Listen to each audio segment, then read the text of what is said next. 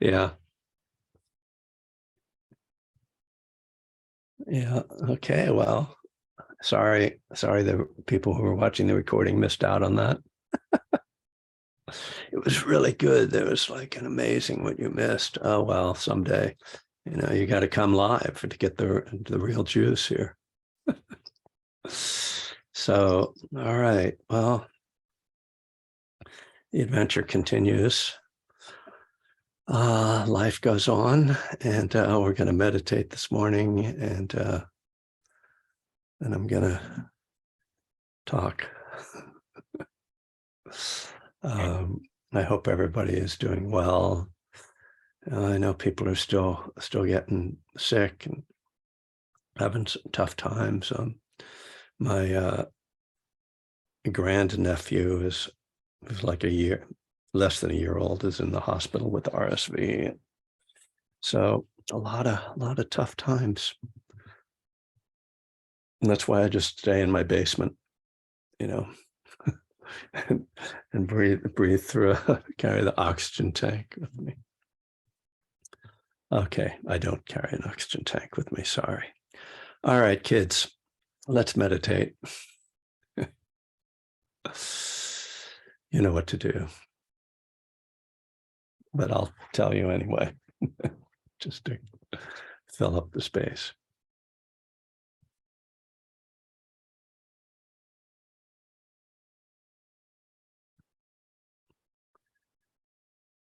So bringing the attention into your body. You can close your eyes or just lower your gaze.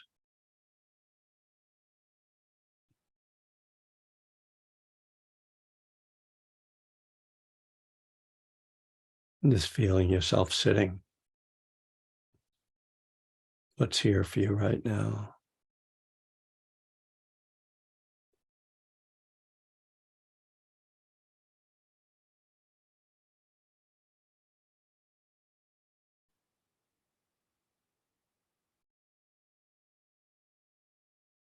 Is there enough calm and clarity to feel your breath?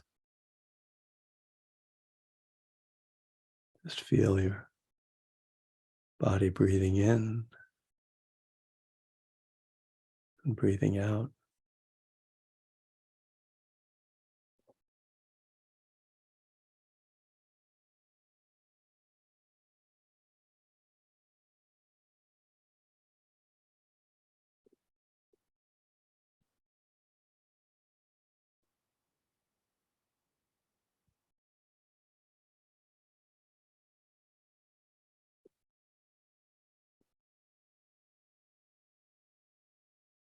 Just letting things settle in the body and the mind.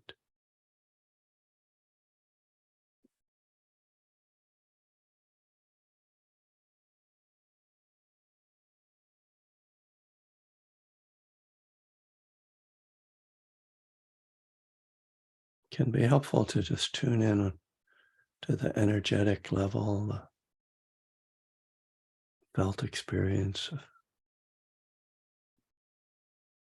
being alive, the nervous system, the stream of thoughts, the range of sensations and sense impressions.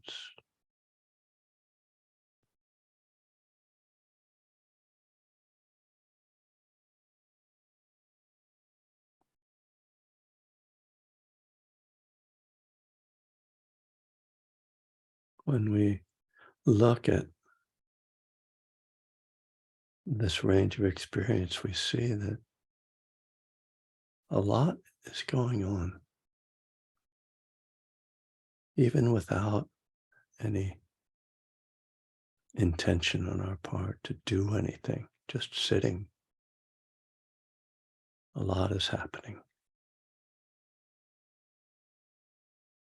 So naturally enough, it takes some time to get it all quiet or to settle.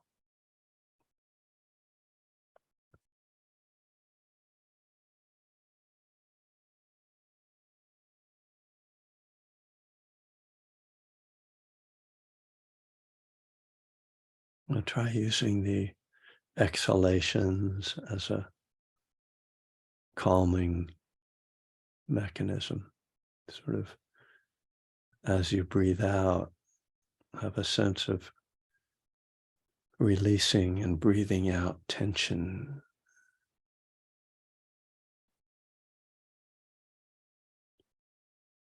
Breathing into calm.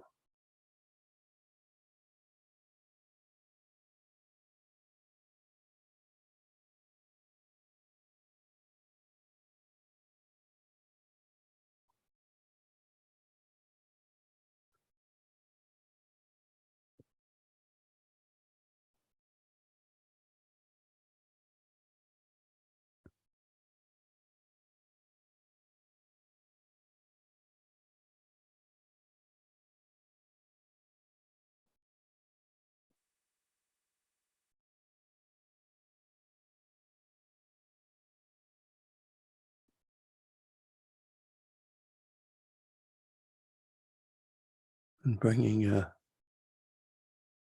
kind of gentle attitude,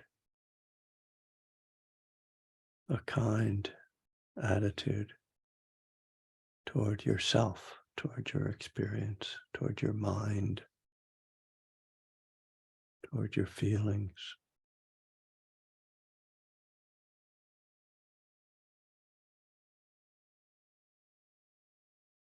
It's so easy to get into a struggle or resistance. Either there's a wish not to feel what we're feeling, or it's kind of an efforting to change how we feel or what's going on in the mind.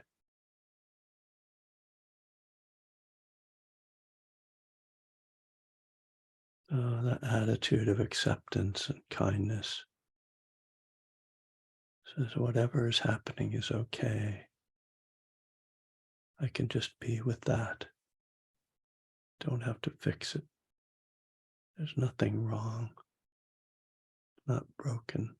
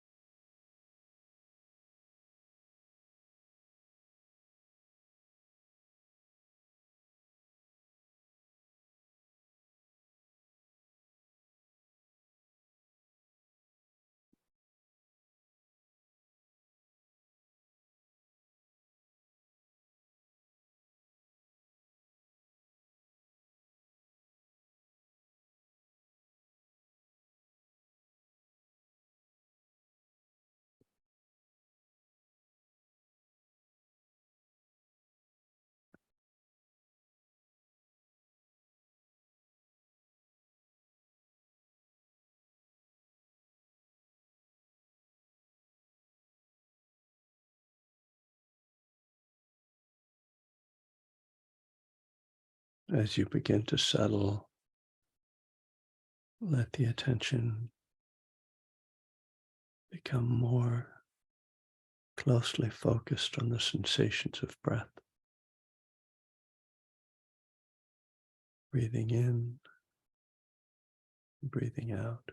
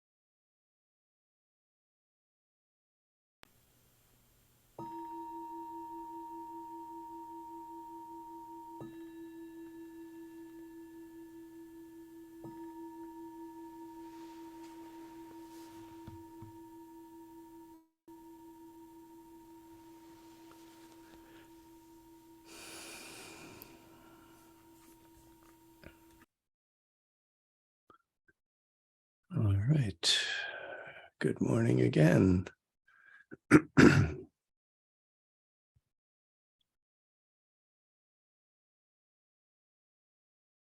Just a programming note. This Friday, I will be on the Spirit Rock Zoom account.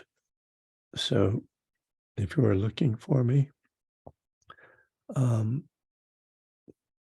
that starts at 7:15. And I have a link on the front page of my website to that. So my usual Friday night is not on this Zoom account.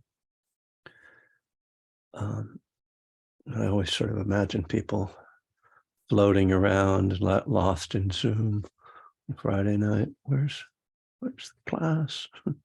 I'm in the waiting room. I'm just waiting for Godot. No exit.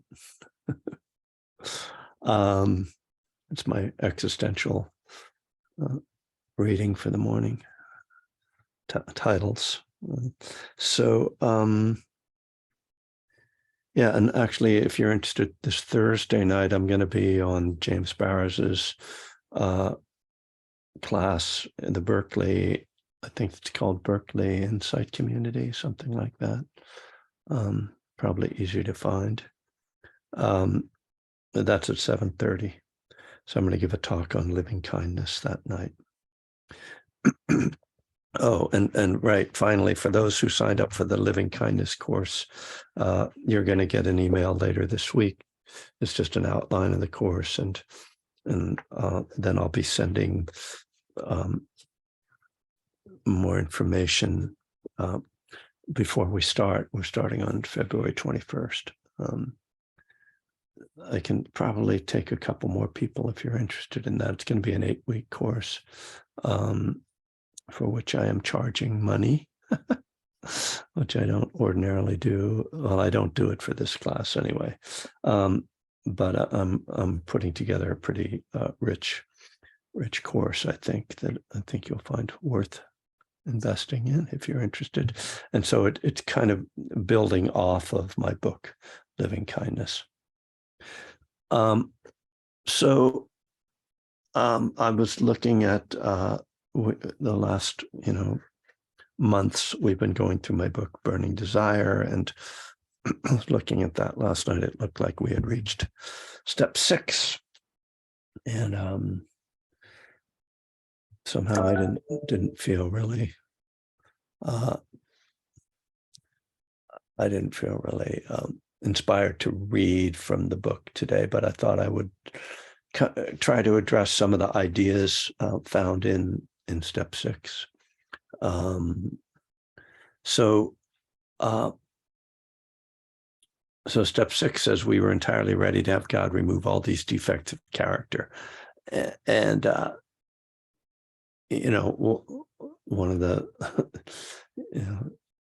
it's got God in there. So right away, we're in trouble. But, I think it's useful to put aside the God issue and just sort of think about what the step is about, which seems to be being entirely ready. and to do what? Well, I mean, to have things removed, I think in simpler terms, ready to change. And so we could say it's largely about willingness, which in Buddhism, we can kind of equate that with intention, right? Intention. So it really comes back to like looking inside for motivation. And as I was reflecting a bit on this, just how like everything else, that willingness is impermanent, comes and goes. And so, you sort of can look at the step and think, if you're not thinking about impermanence, you're thinking, well, am I willing to change? Am I not willing to change? And certainly with something like the major step into sobriety or into recovery, there does have to be some commitment, some sustainable commitment to letting go of our addictive behavior. So we could say, yeah, that's, you're ready to change.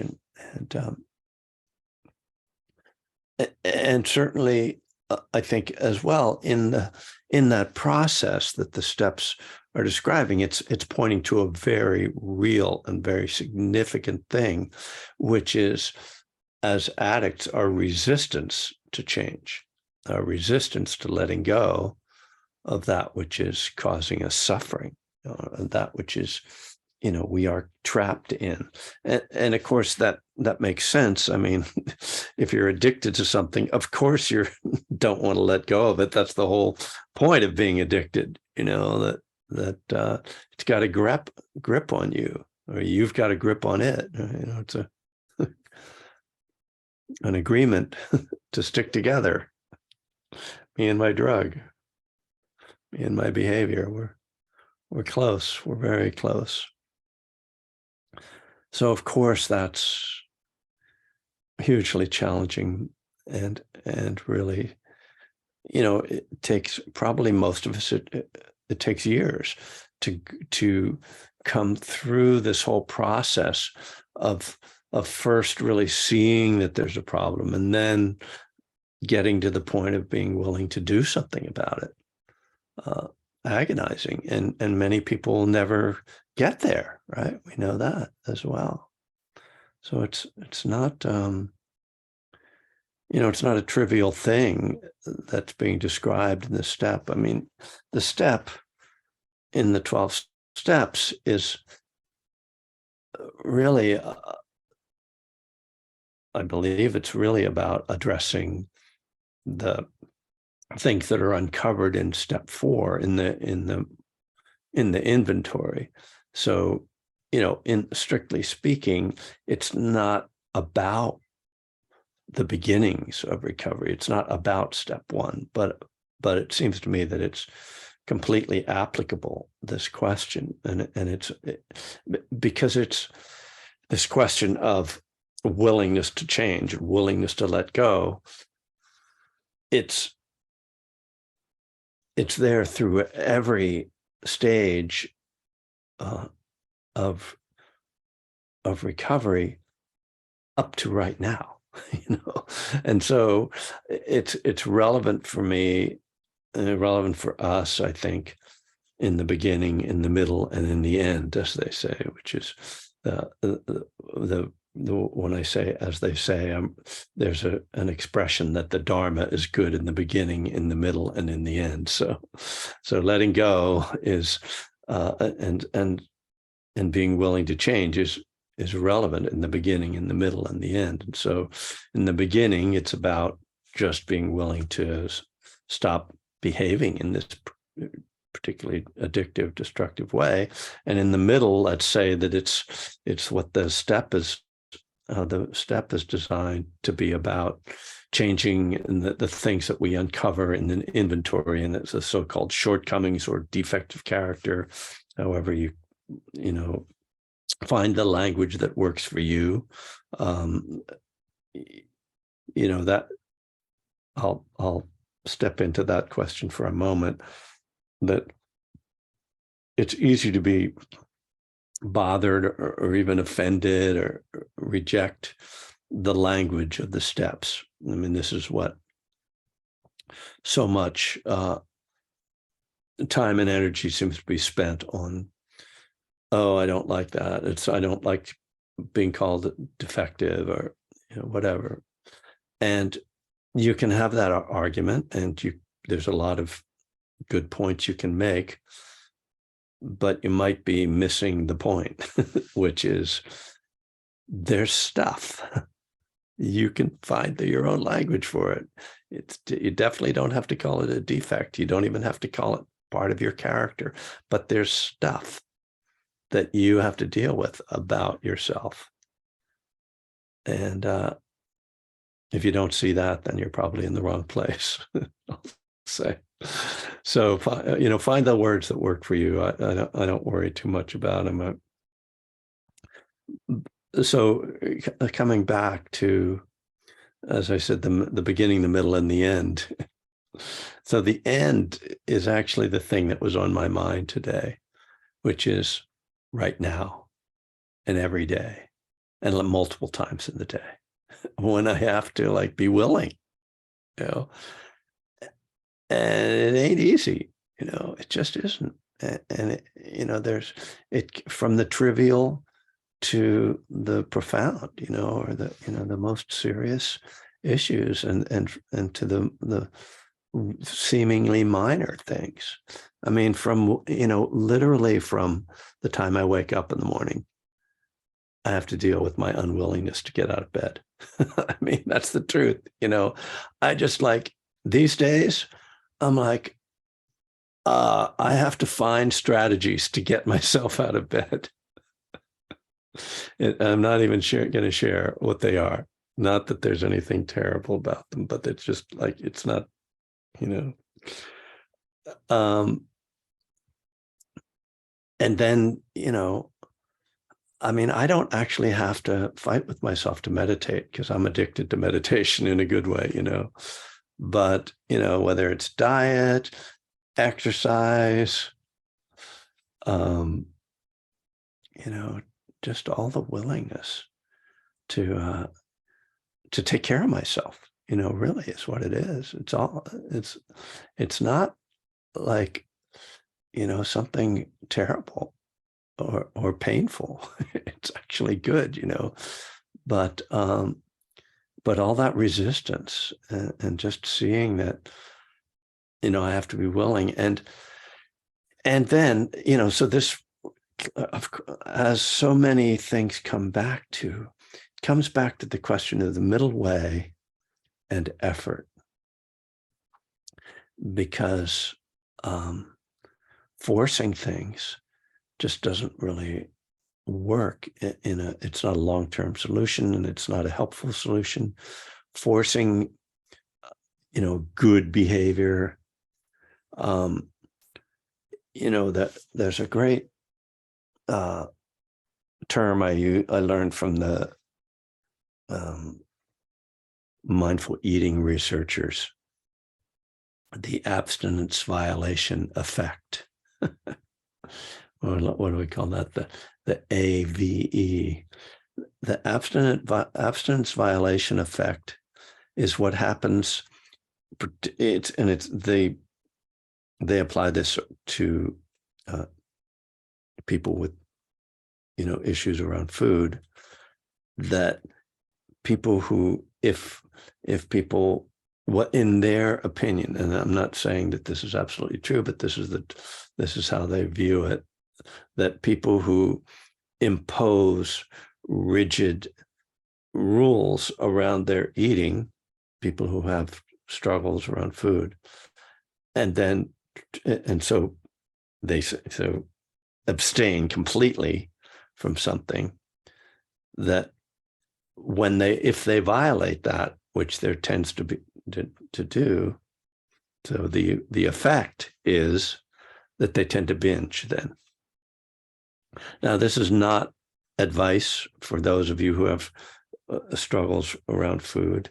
It's a more general observation about how repression works, right? And forced control, forced behavior. When we force ourselves to be good, that there tends to be this rebound effect. And, you know, in that, the part of that effect, and we all know this around, because we've, you know, if it hasn't happened to you, you know, people in addiction who, you know, well, I had one drink, so I figured I might as well get drunk, since, you know, I was going to have to start from day one anyway, right? So that's like the abstinence violation effect, right? I broke the rule, I might as well go all out, you know. And, you know, not helpful, right? And so the idea, and again, I'm not putting this forward as like, this is how you should deal with your particular issue around recovery, because for some people, and certainly for, for me as an alcoholic, abstinence is my path. It's the same with marijuana and alcohol and, recreational drugs, and psychedelics and I include that. I don't do that. And I have not had I haven't had an abstinence violation effect in my 37 years sober. So it's not like, oh, this is like a thing that's cool if I do that. No, that's not the point. The point is just to look that it's about control. And for me, when it comes down to other things that I can manage to an extent, I have to look at this like, what am I, because there's been other things that I've tried to work with an abstinence model that didn't work for me because it was coming from a place of repression. Something happened to me. I think it happened to many of you, which is that like I let go of drugs and alcohol at a certain point and they were just gone. There was never like, a struggle. I know for many people there is a struggle, but for a certain number of us, there's just no struggle. Once we let go, it's gone. And I mean, I wish I could say that about, every form of unhelpful behavior or unhealthy, eating or whatever that, that I have, and it's just not the case, and they, they address this in the big book, don't they? There's that piece where they say, we've tried to apply this to other things. It didn't really work. Like, why? And it's like, why didn't it work? And so I think their argument, as I recall, I have not read that portion of the book in a long time, but I believe their argument comes down to something about hitting bottom. But so, it's kind of about dukkha. Right. If there has to be, I mean, I don't know if this is true, but, the idea is there has to be enough suffering to make you willing to let go. Right. Which makes sense because it's hard to change. It's hard to have the willingness to let go. It just is, step 6 and 7 are the ones that we have to, at least for me, and I think this is very common, and I think this is talked about I think Bill Wilson talks about this, are ones we have to come back to over and over again. They're not like step 1 where you can sort of like, okay, I'm powerless, that's sort of done. But I mean, I guess that's true of all the steps in a way, that obviously we're doing step 11 every day and step 12 and being of service, and people do inventories and amends regularly. But this issue of like just what step 6 and 7 are pointing to, that willingness, and the process of letting go, is something that we have to return to over and over. It's not resolved in one go,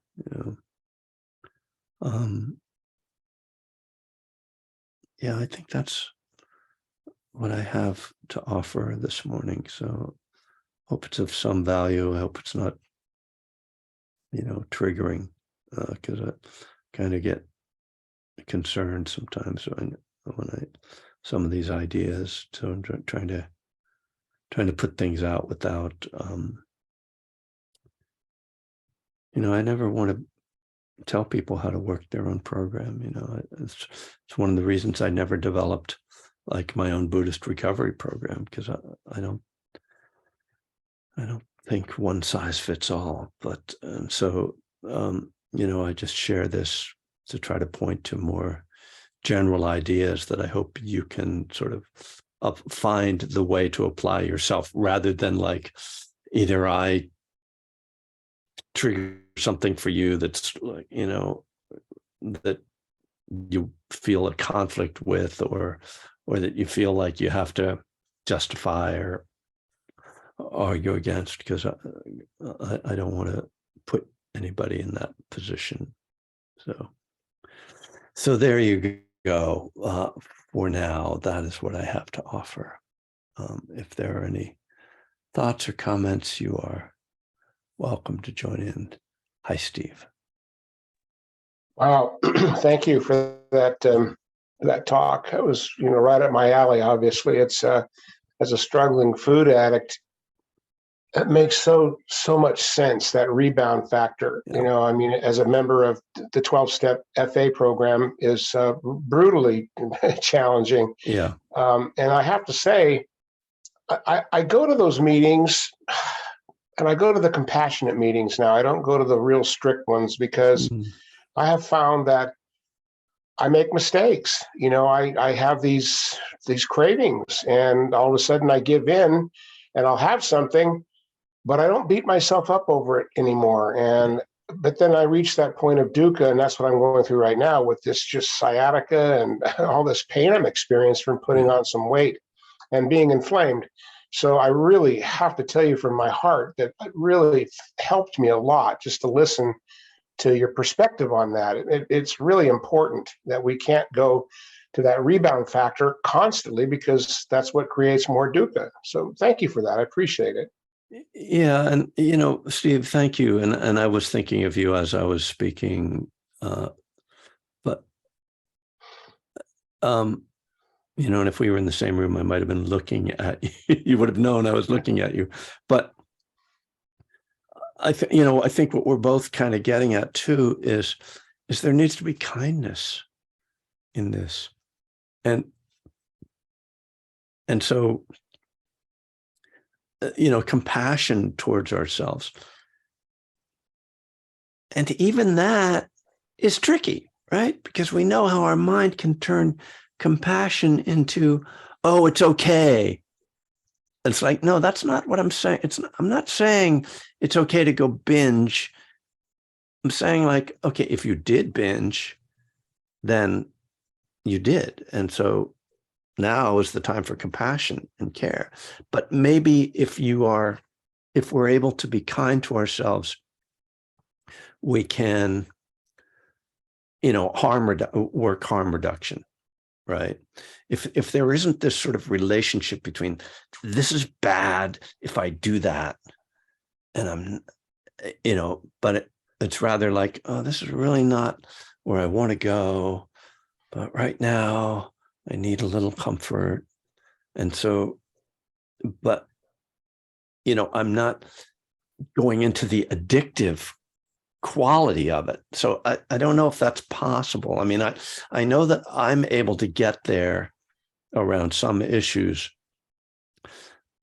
And so, but it's taken me a long time to get to a place of sort of being able to be comfortable with a kind of harm reduction model. Anyway, It's working, and there is a compassionate movement in the FA program, and I can tell you, just my higher power is the Dharma. And I'm 71 years old, and I finally found my higher power. Yeah. And studying this stuff in combination with the 12-step, I'm making tremendous strides, and I am at peace with myself, and it's starting to work. So thank you. I just wanted to say that. Good. Thanks, Steve. Okay, nice to see some hands up. Bill, hi. Oh, hi, Kevin. Yeah, about the binging aspect of it. Number one, on February 11th, I will have 42 years away from alcohol.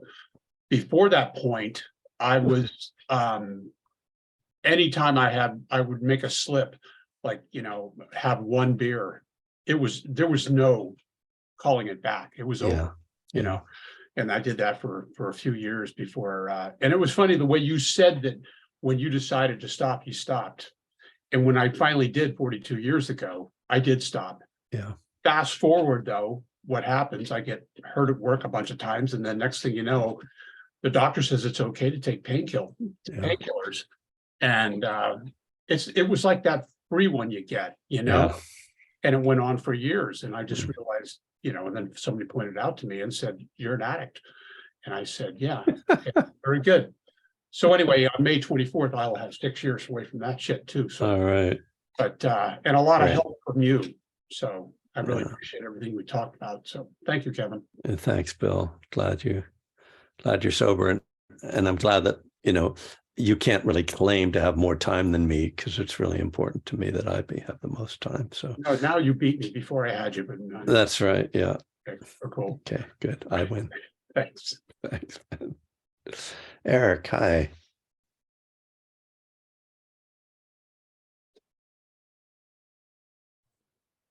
Good morning, everyone. Aloha from Hawaii. Aloha. So much of thanks.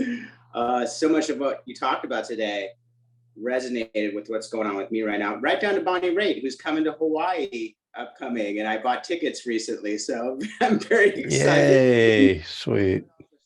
Action. And you know, just when you hit on the willingness. And I've just been feeling really down about, I don't even know, it's something I can't even put a point on, and I haven't wanted to talk about it, and I've wanted to isolate. And so, you know, it was almost like a call out for me to say, you know, willingness is impermanence, you know. And I've always heard it, you know, with sobriety too, is there's a window of opportunity, but it's very narrow oftentimes. So if they, you know, if that window comes open, you should probably step through. So here's me stepping through to kind of talk about, hey, I'm hurting, you know, and I don't know what it is, and really nothing's wrong, but I see myself following these patterns of like, this isn't a healthy way to deal with it, but this feels good to do for some reason, if that makes sense, you know, like. Yeah. So I continue to isolate instead of going to a meeting, you know, and I can see myself continuing down this track. When I know intellectually the right moves to make, you know, and it's my brain looking at this like nothing's wrong, you know, but my brain wants to fix things. And you know, I think it really, you know, you talked about it within the meditation even today. It's like, I don't know if it's accepting it or what it is I'm supposed to be doing, because sometimes, like you said about being addicted to meditation, I feel like I could sit here all day in meditation, but still get up from the mat and not feel good. So, really, I think the best thing I've done for myself is I finally, you know, got myself out of bed. I have some strategies for doing that too. And I went to a meeting last night, and that really kind of changed my mindset and put me in a better frame of mind. But, you know, I know it's probably going to sneak back in later today, and I just needed to get that out of my head and share that with you guys. So thanks for being here for me. Thanks, Eric. I'm glad to hear from you. And anytime somebody is struggling, and especially when you don't know why, you're in the right place.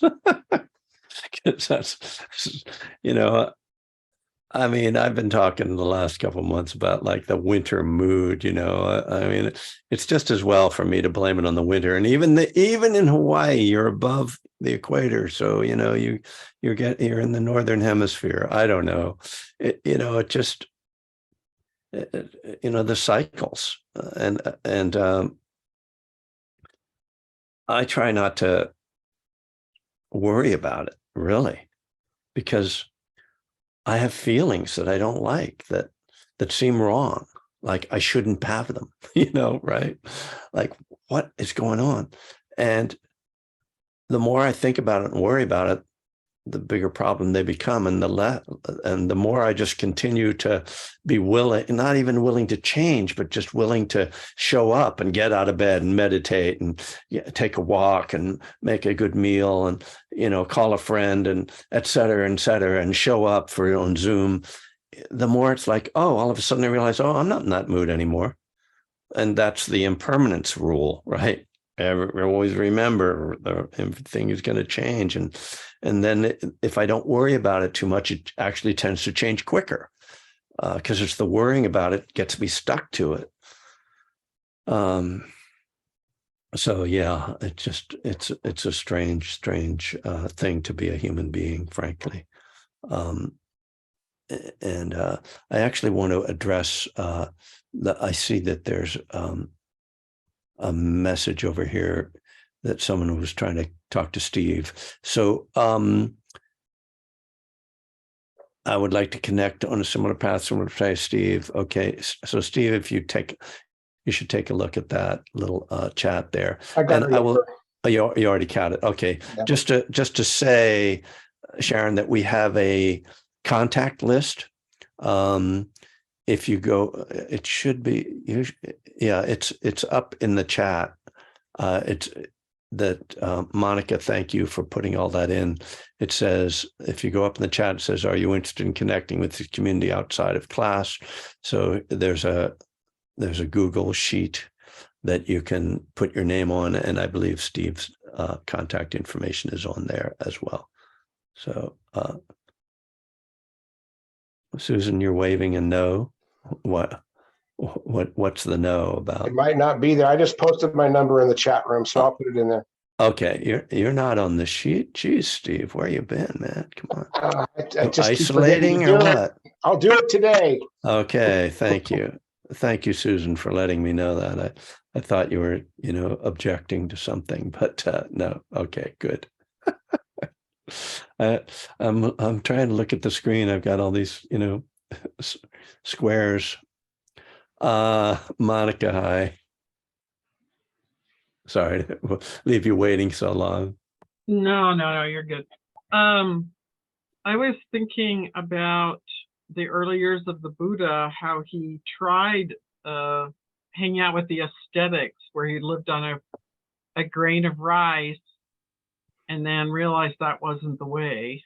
And I guess I need to go back in the sutras and look for to understand that a little more about his decision to leave that. And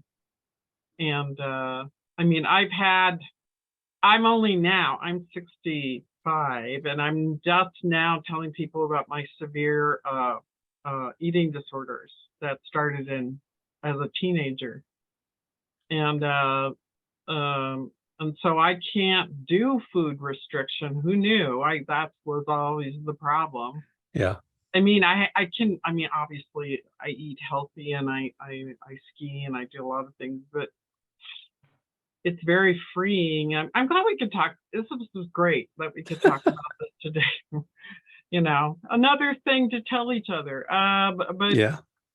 I like this abstinent violation effect. I guess I never heard that before, but how does that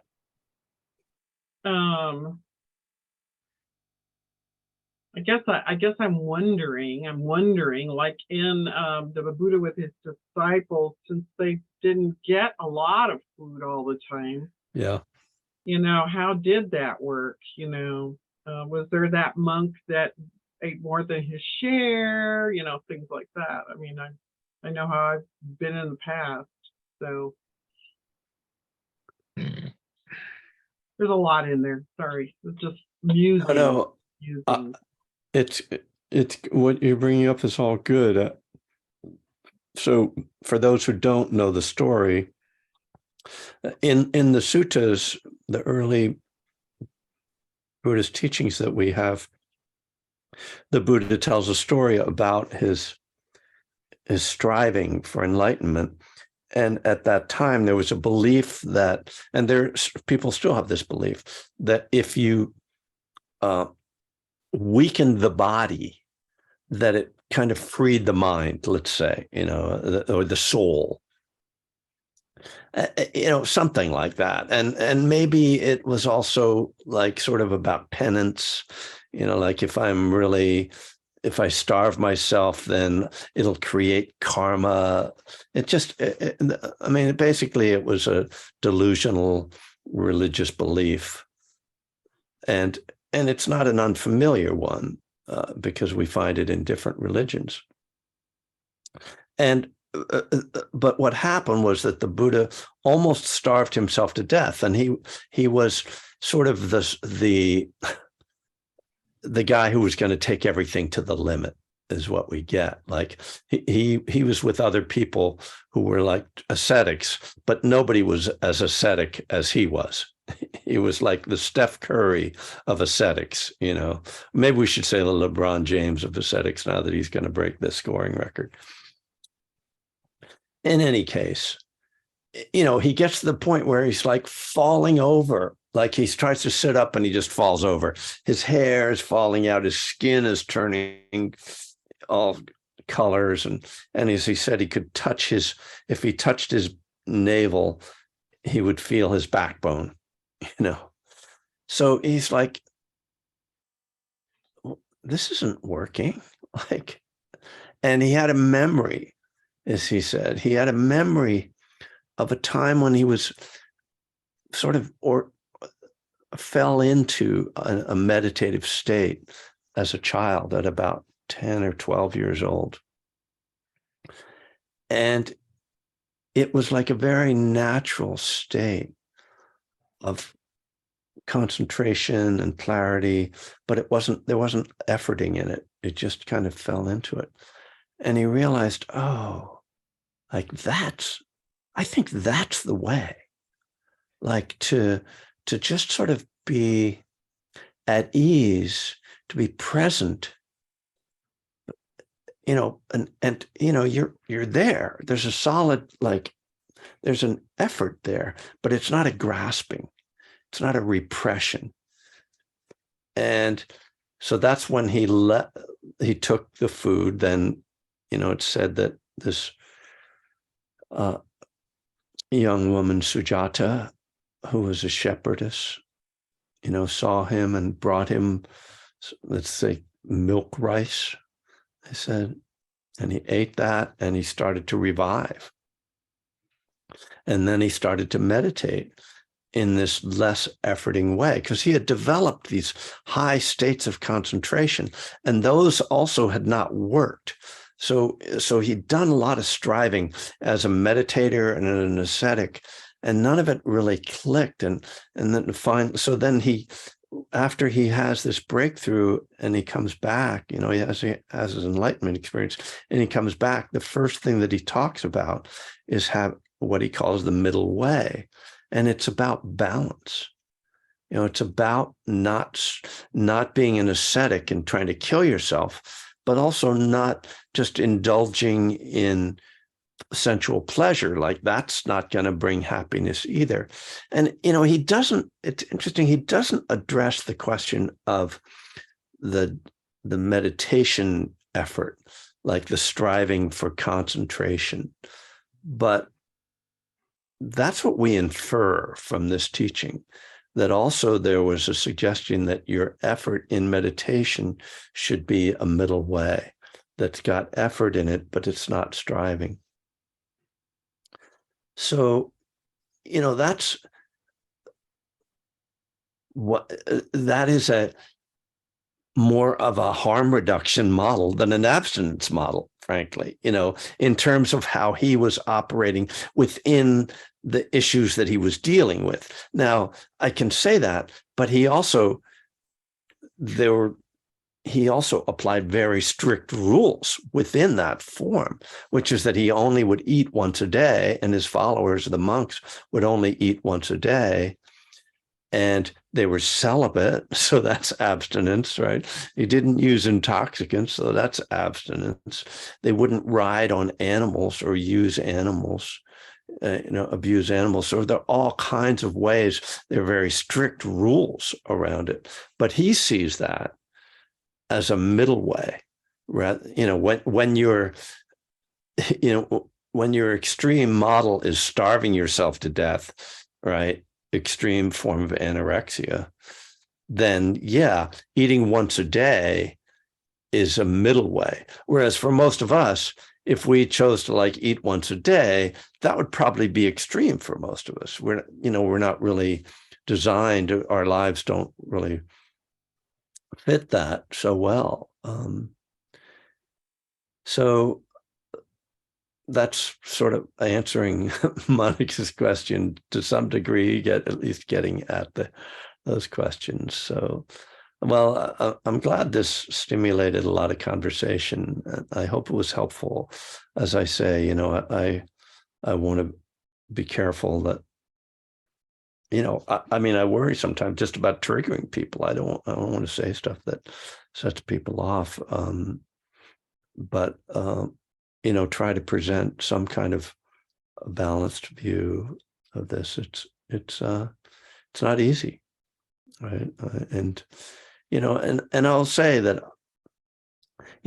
I love this community of people who are working around these issues, and that we can be so honest. And, this group, many of you have been hanging out with me for many years. And then many of you have also been regularly in this for the last 3 years. And, it's a place where I feel safe and where I can share and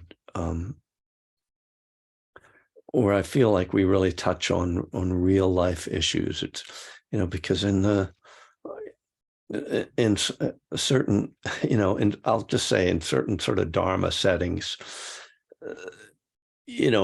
everybody keeps everything nice and neat and tidy and clean, and they're not really talking about the nitty gritty that we're getting into today. So I really appreciate you guys and hanging out together. So, Stefan, I see your name on here. I just sent you a link for a Zoom meeting later today. And Vicky, we're hanging out, right? So I'm going to say goodbye to everybody except Vicky. And so thanks everybody for coming. Hope to see you later in the week or Thank you, Kevin. Have a wonderful day. Appreciate Thanks, it. Steve. You take care, man. Will do. Thanks, See you Kevin. later. Peace, everybody. Thanks, Kevin. Thanks, Take care. Kevin. Take care. Mark. Thanks, Kevin. Have a good one. Thank you. All right. Here.